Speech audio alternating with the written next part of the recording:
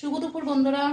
তো প্রথমে আমাদের দুপুরে দেখো প্রথমে এক গ্লাস ঠান্ডা জল দিয়ে দিলাম। এখানে আছে গরম ভাত,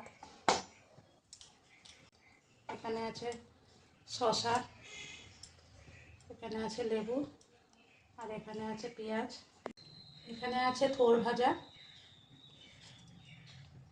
ছোলা কচু সিদ্ধ করে আমি একটু বেটে নিয়েছি। এর মধ্যে আছে সর্ষে, কাঁচা লঙ্কা, এখানে আছে মিষ্টি ডাঁটা চচ্চড়ি, এখানে আছে মুসুরি ডাল,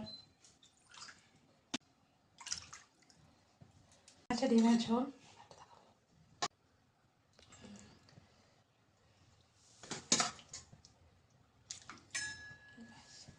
এখানে আছে আমড়া চাটনি।